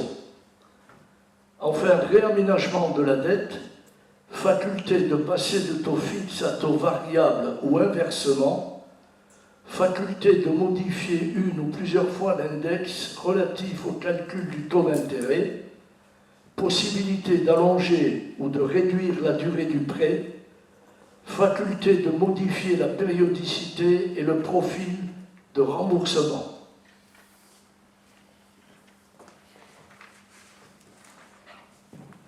Merci. Merci Bruno Vermès. Bon, je pense qu'on a beaucoup plus de détails sur cette délibération que la dernière fois, ce qui doit rassurer tout un chacun. Y a-t-il à nouveau encore des questions sur cette délib? Non, pas une question, Madame le maire, chers Oui. collègues. Oui, Monsieur Glorieux, on vous écoute. Merci. Nous pensons, nous, qu'il serait plus raisonnable de limiter la délégation à un montant forfaitaire, par exemple, de 100 000 euros, et surtout aussi de limiter sur toutes les caractéristiques, et je pense que ce n'est pas trop demandé, qu'on puisse se réunir et délibérer, puisque informer n'est pas tout de même délibérer et voter sur ces montants et les caractéristiques d'un prêt. Alors, j'ai l'impression qu'on va recommencer le débat du dernier conseil municipal. Je vous rappelle que nous ne pouvons pas, je ne peux pas, avec cette délibération, souscrire à des emprunts dont les montants ne sont pas dans le budget. Donc, je ne peux pas aller au-delà d'une certaine somme. Donc, je ne vois pas en quoi il y a danger d'un instant de folie de ma part de souscrire des emprunts qui n'ont pas lieu d'être pour notre commune. On donne là un certain nombre de règles qui devraient vous rassurer et vous recommencer à dire ce que vous disiez l'autre jour. Bon, moi je ne peux pas faire plus, je finis. On est dans le cadre du Code général des collectivités territoriales. Je ne vais pas changer le Code général des collectivités territoriales. Et si vous préférez vous le changer, je ne sais pas, allez légiférer. Mais on ne va pas passer tout le mandat à réviser cette délibération. Hein. On a fait un effort de l'améliorer. Visiblement, ça ne va pas. Monsieur Baraf. Oui, vous ne l'avez pas amélioré, vous l'avez rendu conforme. Mais ce qu'on veut dire... Nous ne l'avons pas rendu conforme. Nous l'avons détaillée. Mais elle était conforme au Code général des collectivités territoriales. C'est tout. Voilà. Poursuivez. Ce qu'on veut dire, simplement, c'est que cette notion de délégation est, comme c'est indiqué, c'est pour faciliter, pour fluidifier. Oui. Voilà. On estime simplement qu'au-dessus de 100 000 euros, ça peut valoir le coup de considérer qu'il y a besoin d'un conseil municipal et d'une délibération. C'est juste ça qu'on dit. Mais vous avez un représentant à la commission des finances. Est-ce que vous croyez que je vais aller à la banque pour souscrire un emprunt, même de 90 000 euros, parce que vous mettez un plafond, mais ça peut être 90 000 euros? À quoi ça sert de plafonner à l'intégralité? Dans ce cas-là, ça ne me gêne pas de mettre à 100 000, je ne comprends toujours pas. Mais parce que s'il faut pour cela délibérer en conseil municipal, ça veut dire qu'il faudra donc réunir bien sûr une commission de finances, organiser un conseil municipal, il y a des délais, etc. Pendant ce temps, les banquiers ne m'attendent pas, ils ne me bloquent pas un taux qui pourrait être intéressant, par exemple. Il faut aller vite dans ce genre de choses, surtout qu'il faut aller en consulter plusieurs. Non, voilà. Bien, écoutez, jusqu'à présent, je crois que nous avons déjà fait la preuve de notre bonne gestion. Et je crois qu'il n'y a... Voilà. Bon, mais si vous n'avez pas confiance, vous votez contre. On va voter de toute façon. Donc vous allez voter contre, c'est tout. Juste de clarifier notre voilà. Eh bien, je crois que c'était assez clarifié comme ça. Si j'avais su, je ne l'aurais pas retiré la dernière fois. On l'aurait voté, puis on n'en parlerait plus. Mais c'est un plaisir à nouveau de reparler de ce sujet. Francis Land. Qui était favorable à un plafonnement à 100 000 euros la dernière fois? Non, j'étais pas favorable à ça, j'étais favorable à l'éclaircissement, éventuellement à la discussion, mais on l'a suffisamment expliqué, c'est dans le cadre de ce qui est inscrit au budget et discuté en commission des finances. Après, sur la bonne gestion, depuis 12 ans qu'on est effectivement en place, je rappelle qu'il y a ce fameux fonds de roulement d'1 million d'euros qui correspond à peu près une année de fonctionnement de tous les services de la mairie, et qu'on reporte d'une année sur l'autre. Et ça, cet acquis-là, on l'a eu de nos anciens, il y a 12 ans, qui avaient une gestion en bon père de famille, comme vous disiez, M. Glorieux. Par contre, ce qu'on a fait pendant 12 ans, on a quand même investi pas mal. Je ne vous rappellerai pas le montant total des investissements. Mais voilà. Donc là, soyez rassurés là-dessus. On ne va pas engager des dépenses pour rien et pour n'importe quoi. Ça sera discuté, en particulier en commission des finances. Et dans les autres commissions, parce que tout tout est transverse, comme dit Anne, et on discutera de tout. Voilà, tout simplement. Juste, excuse-moi, je voulais juste ajouter que moi, ça fait plus de 30 ans que je suis un peu les affaires de Mazères, et 25 ans que je suis élu. Je voulais vous rassurer, j'ai jamais vu un maire s'échapper et aller faire un emprunt, soudainement, comme ça, un matin. Donc, on est tranquille, quoi. Enfin, moi, au moins, je dors tranquille. Donc rien n'empêche de... Bien. Parfois, ça peut toujours arriver. Alors, je soumets cette délibération à votre vote. Qui est contre? 1, 2, 3. Qui est pour? 16 pour. Je vous remercie de votre confiance. Et croyez bien que je ne vais pas franchir les portes d'une banque comme ça, sur une lubie matinale. Bien, alors, nous avons maintenant la numéro 10, la condition d'exercice du droit à la formation des élus, que va nous présenter Nicole Billoux. Projet de délibération numéro 32/2020, conditions d'exercice du droit à la formation des élus. Le maire informe l'Assemblée que l'article L. 2123-12 du Code général des collectivités territoriales dispose que dans les 3 mois suivant son renouvellement, le conseil municipal délibère sur l'exercice du droit à la formation de ses membres. Il détermine les orientations et les crédits ouverts à ce titre. Le maire précise que les élus ont droit à une formation adaptée à leurs fonctions, que ceux qui ont reçu délégation doivent suivre une formation dans l'année de leur élection, et que les membres du conseil qui ont la qualité de salariés ont droit à un congé de formation de 18 jours par élu pour la durée du mandat, quel que soit le nombre de mandats qu'ils détiennent. Elle souhaite que les élus se forment le plus possible, eu égard à la complexification de l'environnement juridique et institutionnel. Aussi, toutes les demandes de formation seront accueillies favorablement dans la mesure du possible. Cependant, les élus ayant reçu délégation seront prioritaires la première année de leur mandat.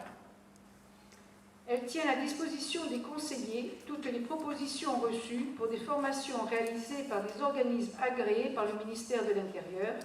Seule formation dans la commune peut prendre en charge les frais. Ces frais de formation comprennent les frais de déplacement, transport, restauration, hébergement, sur la base du décret numéro 2001-654 du 19 juillet 2001 modifié, les frais d'enseignement et la compensation de la perte éventuelle de salaire, de traitement ou de revenus justifiée par l'élu et plafonnée à l'équivalent de 1,5 fois la valeur horaire du SMIC dans la limite de 18 jours par élu et par mandat. Elle ajoute que le montant total des crédits pouvant être votés pour la prise en charge des frais de formation ne peut être inférieur à 2% et ne peut excéder 20% du montant total des indemnités de fonction susceptibles d'être allouées aux élus de la commune, ce qui revient à voter un montant compris entre 1 328 et 13 280 € pour l'année 2020. Elle précise enfin que les crédits relatifs aux dépenses de formation qui n'ont pas été consommés à la clôture de l'exercice au titre duquel ils ont été inscrits sont affectés en totalité au budget de l'exercice suivant. Ils ne peuvent être reportés au-delà de l'année au cours de laquelle intervient le renouvellement de l'Assemblée délibérante. Le conseil municipal, ouït l'exposé du maire et après en avoir largement délibéré, décide que tous les élus du conseil ont accès à la formation, que toutes les demandes de formation seront accueillies favorablement dans la mesure du possible, que les élus ayant des délégations auront priorité dans ces domaines, notamment au cours de la première année suivant leur élection. Précise que les frais de formation seront remboursés sur justificatif. Charge le maire de satisfaire toutes les demandes de formation en tenant compte notamment de leurs coûts. Le maire de dresser un tableau récapitulant les actions de formation des élus financées par la commune qui sera annexé au compte administratif et qui donnera lieu à un débat annuel sur la formation des membres du conseil municipal. Enfin, vote un crédit de 5 500 € qui sera imputé à l'article 6535 pour la prise en charge des frais de formation. Merci beaucoup. Donc, au terme de cette délibération, le maire est en charge de satisfaire à toutes les demandes de formation des élus, ce qui est une excellente chose, en tenant compte notamment de leurs coûts, bien entendu, pour qu'il y ait équité entre tous les élus, et en tenant compte aussi, puisqu'on vient d'installer un nouveau conseil municipal, non seulement des nouveaux élus en priorité, mais surtout des élus en charge de délégation, qui sont eux les premiers, les plus prioritaires, si j'ose dire. Donc on vote un crédit de 5 500 €.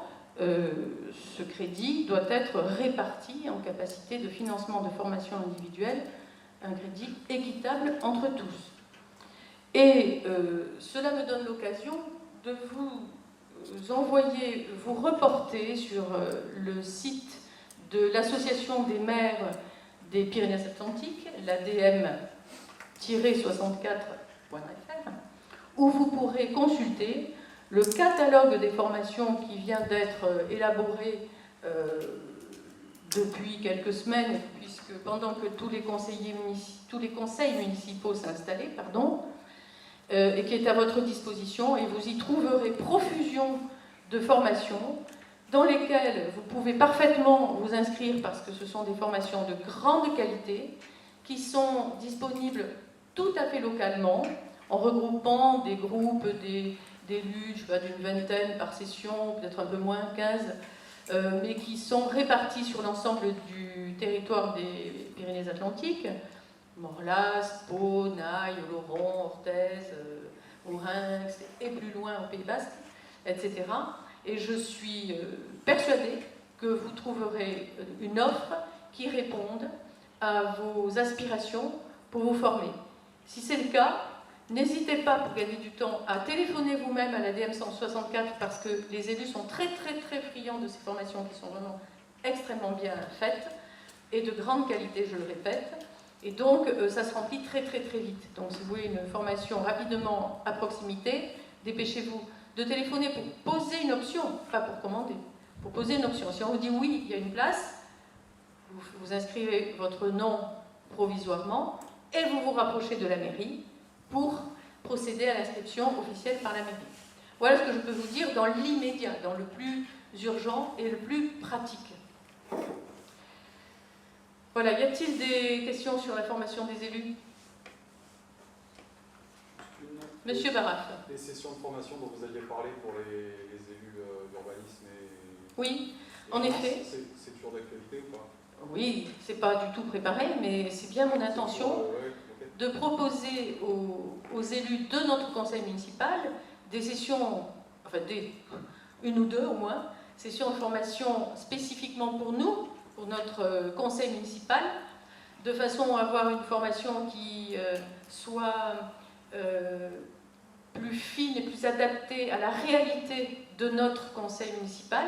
Par exemple, pour ce qui est des finances, avec un formateur qui aura étudié notre compte administratif et notre budget, et qui nous fera une formation, par exemple, d'une journée, et qui se déplacerait chez nous, si possible, mais tous ensemble.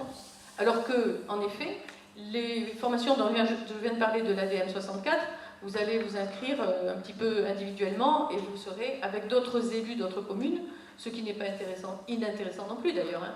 Mais moi, je propose d'essayer d'organiser, comme je vous l'ai dit à la commission d'urbanisme où vous avez assisté, c'était ça, d'urbanisme, d'organiser dans les prochains mois, mais donc on n'est pas dans l'urgence, parce qu'il faut avoir un peu de temps pour organiser ces choses-là, d'inviter un formateur qui, devant nous, nous fera une formation sur l'urbanisme, et puis un autre jour, hein, sur le budget, sur les finances. Et puis, si vous avez d'autres idées qui pourraient intéresser tout le monde, parce que pour que ça vaille le coup, vous voyez, il faut qu'il y ait quand même tout le conseil municipal, parce que ça a un coût de faire venir quelqu'un spécialement pour nous. Ça ne serait pas limité aux membres des commissions en question? Ah non, pas du tout, au contraire. L'urbanisme, c'est l'affaire de tous les élus, même si, bien sûr, on travaille en commission, parce qu'on ne peut pas travailler à 18 sur tous les sujets. Mais bien sûr, la formation, elle doit être accessible à tout le monde, quel que soit le sujet. D'autres interventions? Il n'y en a pas? Eh bien, je soumets cette délibération à votre vote. Qui est pour? Eh bien, je crois que c'est à l'unanimité. Et c'est donc ainsi que je passe la parole à Francis Land pour la dernière délibération. Pardon, Nicole. Oh là là, celle-là, je l'avais sautée parce qu'elle est tellement... Alors, Nicole Billoux va nous présenter la désignation des membres de la commission communale des impôts directs, mais peut-être qu'avant...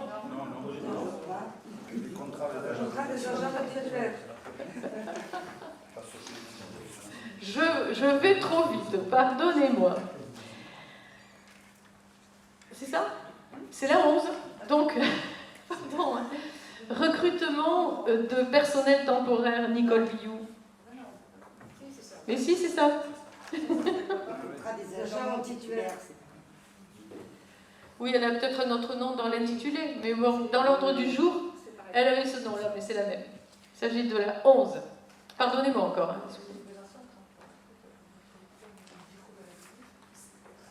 C'est ça là. Alors, on y va. projet de libération numéro 33-2020, autorisation à signer des contrats avec des agents non titulaires. Le rapporteur expose au conseil municipal qu'en application des dispositions de l'article 3-1 de la loi numéro 84-53 du 26 janvier 1984 modifiée, relative au statut de la fonction publique territoriale, il est possible de recruter des agents non titulaires pour assurer le remplacement de fonctionnaires ou d'un agent non titulaire momentanément indisponible pour les motifs suivants. Exercice des fonctions à temps partiel, détachement de courte durée, disponibilité de courte durée prononcée d'office, de droit ou sur demande pour raison familiale, détachement pour l'accomplissement d'un stage ou d'une période de scolarité préalable à la titularisation dans un corps ou un cadre d'emploi de fonctionnaire ou poursuivre un cycle de préparation à un concours donnant accès à un corps ou un cadre d'emploi. Congé pour invalidité temporaire imputable au service. Congé annuel. Congé de maladie, de grave ou de longue maladie. Congé de longue durée. Agent à temps partiel pour raison thérapeutique. Congé de maternité ou pour adoption. Congé de paternité et d'accueil de l'enfant. Congé de formation professionnelle. Congé pour validation des acquis de l'expérience. Congé pour bilan de compétences. Congé pour formation syndicale. Congé pour formation en matière d'hygiène, de sécurité et des conditions de travail. Congé pour participer aux activités des organisations de jeunesse et d'éducation populaire destinées à favoriser la préparation et la formation ou le perfectionnement de cadres et d'animateurs. Congé parental ou congé de présence parentale. Congé de solidarité familiale ou de proches aidants ou de l'accomplissement du service civil ou national. Rappel ou maintien sous les drapeaux ou participation à des activités dans le cadre des réserves opérationnelles de sécurité civile ou sanitaire. Autres congés régulièrement octroyés en application des dispositions réglementaires applicables aux agents contractuels de la fonction publique territoriale. Les contrats sont conclus pour une durée déterminée et renouvelés par décision expresse dans la limite de la durée de l'absence du fonctionnaire ou de l'agent contractuel à remplacer. Ils peuvent prendre effet avant le départ de cet agent pour faciliter la prise de poste par le remplaçant. Les contrats pourront être conclus pour toute catégorie hiérarchique, A, B ou C, selon les besoins du service appréciés par l'autorité territoriale. La rémunération sera fixée par l'autorité territoriale lors du recrutement selon les fonctions assurées. Le rapporteur propose au conseil municipal de l'autoriser à signer les contrats de travail en fonction des besoins de remplacement sur le modèle annexé en précisant l'emploi et le niveau de rémunération en cohérence avec les fonctions à assurer. Après avoir entendu le rapporteur dans ses explications complémentaires et après en avoir délibéré, le conseil municipal, autorise le maire à signer le contrat de travail pour remplacer un fonctionnaire ou un agent non titulaire momentanément indisponible, adopte l'ensemble des propositions du rapporteur, précise que les crédits suffisants sont prévus au budget de l'exercice. Merci beaucoup. Cette délibération est volontairement longue et détaillée afin qu'il n'y ait pas d'ambiguïté sur mes intentions de maire, qu'on pourrait résumer ainsi: je serai, si vous la votez, autorisé à recruter du personnel en remplacement de personnel déjà en fonction dans la commune de Mazères-le-Zon. Voilà comment on peut le résumer. Est-ce qu'il y a malgré tout des questions? Il n'y en a pas, donc on peut mettre au vote. Qui est pour cette délibération? Eh bien, elle est adoptée à l'unanimité. Je vous remercie. Je vais vous présenter la suivante. Il s'agit de la 34, délibération numéro 12. Désignation des membres de la commission communale des impôts directs. Pendant que je la présente, comme vous voyez dans le milieu de la page un tableau avec 12 noms de titulaires et 12 noms de suppléants, qui seront les membres de la commission, j'avais, monsieur Glorieux, proposé d'accueillir dans ce tableau 2 membres de l'opposition, un titulaire, un suppléant. Nous n'avons pas les noms, mais vous pourrez peut-être nous les indiquer quand j'arriverai au terme de la liste. Très bien. Je vous informe donc que l'article 1650-1 du Code général des impôts prévoit la mise en place d'une commission communale des impôts directs dans chaque commune. Cette commission comprend, outre le maire qui en assure la présidence, 6 membres titulaires et 6 membres suppléants. Les commissaires titulaires et les commissaires suppléants sont choisis par le directeur des services fiscaux, ça c'est important, à partir d'une liste dressée par le conseil municipal, comportant 12 titulaires et 12 suppléants. Par souci de simplification, il n'est plus nécessaire d'inclure dans les propositions un commissaire titulaire et un commissaire suppléant domiciliés en dehors de la commune, ce qui était le cas lors de notre mandat précédent. La durée du mandat des membres de la commission communale des impôts directs est la même que celle du mandat du conseil municipal. Donc je vous propose la liste suivante. Comme titulaire, de 1 à 12, Bruno Vermès, Roger Pédeflous, Nicole Dufaux, Michel Bille, Jean-Jacques Bordenave, Nicole Ledieudeville, Joachim Costa, Thierry Annette, Lucien Michel, Valérie Cazenave-Dimillet, Pachi Elisech et Julie Champagne. Merci. Pour les suppléants, Alain Lucot, Jennifer d'Aragon, Francis Land, Nicole Billou, Frédéric Lescudé, Marilyn Peyroulet, Anne Chauvency, Angélique Mougin, Paulette Biche, Georges Caille, Céline Lacoste et Michael Baraf. Monsieur Glorieux, ça l'intéresse pas les impôts directs? C'est la partie des tâches. Voilà. Bien. Y a-t-il des questions? Ce que je peux vous dire avant les questions, c'est que c'est une commission qui se réunit en principe une fois par an. Que c'est, comme indiqué, le directeur des services fiscaux qui choisira parmi les 12 titulaires 6 titulaires, c'est lui qui choisira, et qui choisira 6 suppléants parmi les 12 suppléants. Voilà. Alors, comment il fait au tirage au sort, à la roulette, je n'en sais rien. C'est son choix. Et nous verrons bien ce qui sortira de ce jeu de hasard. Voilà. D'autres questions? Non? Alors, je soumets cette délibération au vote. Qui est pour?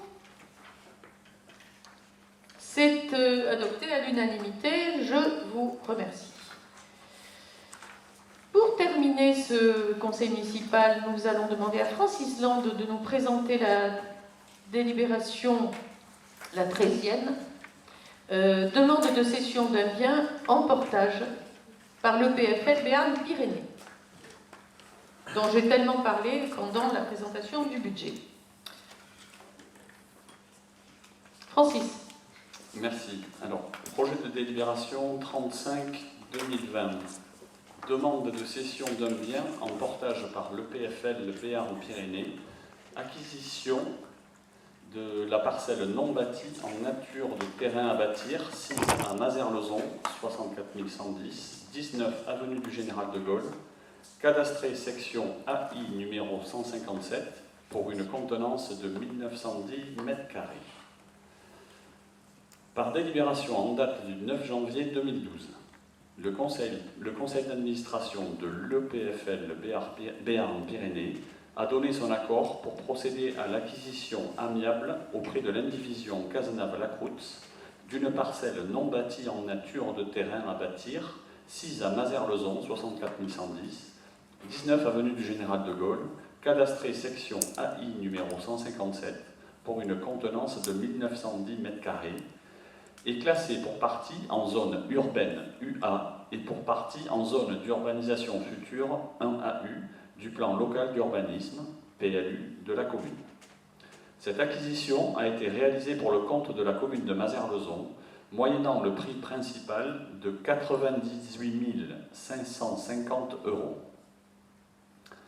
Cette acquisition a été menée alors que la commune mettait au point son nouveau PLU. Dans ce contexte, celle-ci avait prévu les principales opérations d'aménagement, OAP, à moyen terme, dont celle qui formera le nouveau cœur de bourg, sur la rue Louis Barthou. Aussi, la commune a souhaité créer une jonction fonctionnelle nord-sud entre l'avenue du Général de Gaulle, autour de laquelle se regroupent la mairie et l'église, et le futur centre-bourg. Cette liaison fonctionnelle sera de type liaison douce pour traverser les futurs aménagements urbains de ce secteur. Des opportunités d'ouverture vers l'intérieur de l'îlot sont apparues sur l'avenue du Général de Gaulle, juste en face de la mairie, avec 2 propriétaires qui souhaitaient vendre une partie de leur terrain. Un accord avait été trouvé avec les propriétaires de la parcelle cadastrée section AI numéro 157 pour une contenance de 1910 m², comprenant un accès de 8 mètres de large sur l'avenue du Général de Gaulle, pour un prix de 98 550 €. Ce terrain rejoint la vaste zone constructible non bâtie, classée en zone 2AU dans le PLU, approuvé en 2013, et permet également de désenclaver l'arrière de la parcelle riveraine cadastrée section AI numéro 7 et concernée par l'opération d'aménagement et l'objectif de densification du bourg. Il a donc semblé important de prévoir à terme l'aménagement du secteur en constituant une réserve foncière. La commune a donc saisi l'EPFL Béarn-Pyrénées aux fins de négocier, acquérir, puis réserver pour son compte la parcelle utile à cet aménagement ultérieur. Après plusieurs années de portage, l'usage définitif de cette parcelle n'est pas encore arrêté. Il pourra s'agir de logement ou d'un équipement public. Elle forme donc pour l'instant une réserve foncière dont le principal intérêt, outre ses possibilités constructives, repose notamment sur la desserte interne de l'îlot à urbaniser. À ce jour, voici l'état du compte de portage tenu par l'EPFL sur ce bien. Prix principal, 98 550 €. Frais de notaire, 2 221,37 €. Frais de division cadastrale, intervention du géomètre, 867,86 €. Travaux de clôture, 1754,37 €, soit un total pour le portage de 103 393,60 €. Cette opération a fait l'objet d'une convention de portage portant le numéro 009 373 120 202 en date du 15 février 2012, pour une durée prévisionnelle de 6 ans, ainsi que d'un acte authentique en date du 16 mai 2012, conduisant le terme prévisionnel du portage au 16 mai 2018. Cependant, le projet n'était pas suffisamment avancé pour tenir ce délai, et un avenant visant à prolonger le dispositif de portage pour 2 ans supplémentaires a été signé le 3 avril 2018. Aussi, au terme contractuel de l'opération de portage prévue le 16 mai 2020, nous devrons procéder au rachat du bien porté, et ainsi solder l'opération de portage. Dans le dispositif d'origine, la commune s'est engagée à racheter les biens au prix d'acquisition, 98 550 €, majoré des éléments suivants. Frais de notaire liés à l'acquisition des biens pour un montant de 2 221,37 €. 2. Frais de diagnostic immobilier pour un montant de 867,86 €. 3. Travaux de clôture pour un montant de 1754,37 €. 4.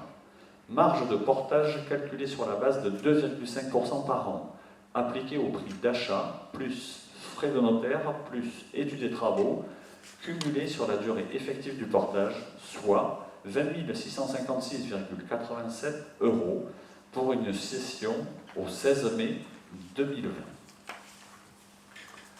Le montant du bien mis en portage par le PFL atteint à ce jour 103 393,60 €.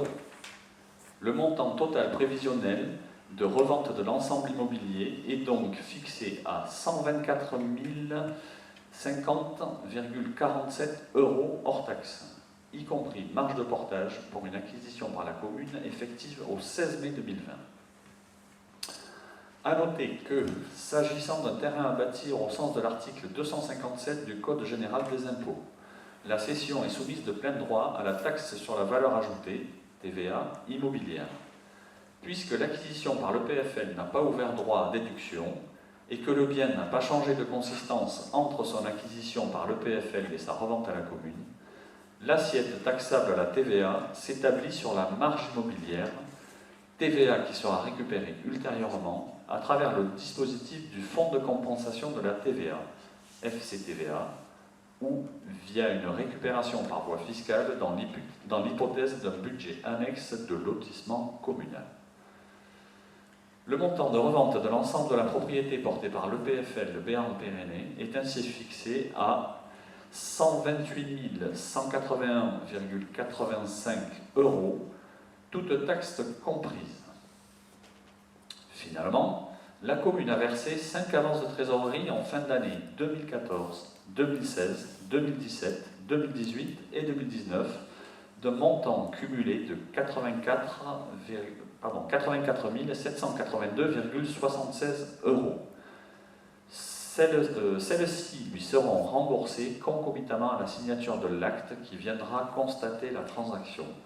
Cette opération implique donc une sortie de trésorerie nette de 43 399,09 €. La revente au bénéfice de la commune fera l'objet d'un acte en la forme administrative reçu par Madame le maire.